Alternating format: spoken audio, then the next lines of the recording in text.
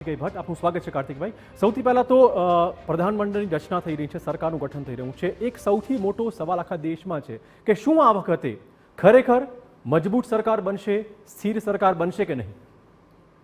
સરકાર મજબૂત જ બનશે અને સ્થિર જ રહેશે જી, કારણ કે સત્તા એના કેન્દ્ર સ્થાને છે અને જે કંઈ શંકા છે બધાને એ પણ દૂર આપણે કરી દેવી એટલા માટે જોઈએ કે જે પાર્ટી ટેકો લેનારી છે જી, અને જે પાર્ટી ટેકો આપનારી છે, એક તો આપનારી પાર્ટીઓની સંખ્યા ઓછી છે, આમ તો મુખ્ય બે છે, અને જે સત્તામાં છે એની પાસે સીટો ખૂબ મોટી છે, એટલે રાજકીય ગણિતમાં કોઈ એક પાર્ટી કે એક પક્ષ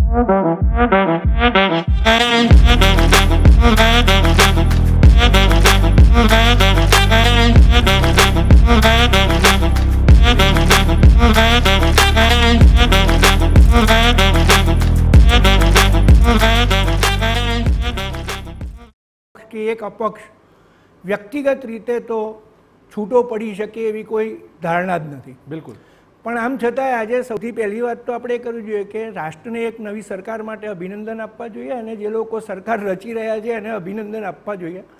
એ વખતે જે છૂટા પડી જશે એવી ચિંતા કરવી નકામી છે।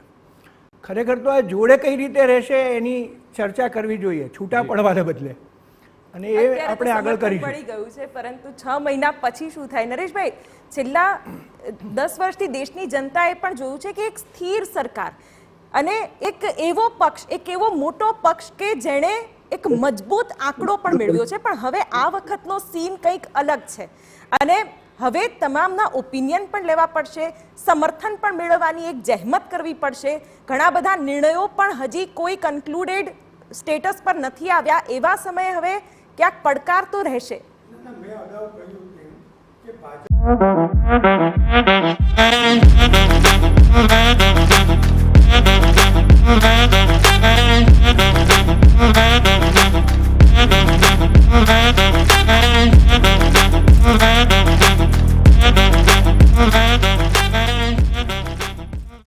પાસે ભલે 272 નથી, પરંતુ એની પાસે જે ફિગર છે ને એ ઘણો મોટો છે।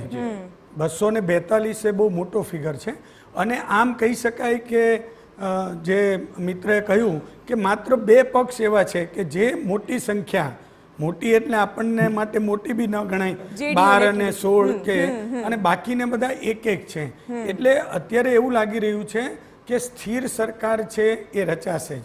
અને અત્યાર સુધી એવી પોર્ટફોલિયોને લઈને પ્રધાનમંડળમાં સમાવેશે કે નહીં એને લઈને બધી ધારણાઓ બાંધવામાં આવતી હતી। મારું એવું માનવું છે કે આ બહુ નાની વાત છે। માની લો કે કોઈ પાર્ટી છે એવું કે મને કેબિનેટ, રાજ્ય કક્ષા નહીં કેબિનેટ જોઈએ, તો એ આપી દેવું બહુ સહેલું છે। સવાલ કોમન મિનિમમ પ્રોગ્રામ બનાવવાનો છે।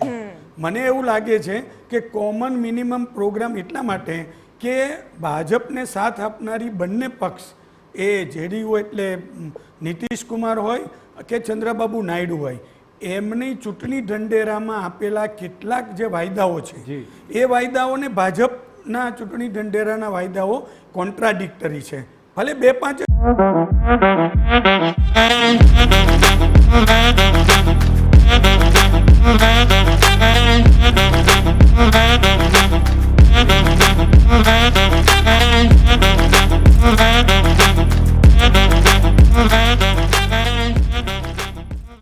જોઈ શકે, તો એવા સમયે શું રસ્તો કાઢવો અને એવા સમયે શું સ્થિતિ સર્જાય, જેમ કે બિહાર અને આંધ્રપ્રદેશ બંને આર્થિક પેકેજ માટેની વાત કરેલી છે અને ચંદ્રબાબુ નાયડુ તો ગયા વખતે એમને ખાસ વિશેષ રાજ્યનો દરજ્જો મળવો જોઈએ એ મુદ્દાને લઈને એ એનડીએમાંથી ખસીને યુપીએમાં ગયા હતા, એટલે એમના માટેનો મોટો મુદ્દો હતો।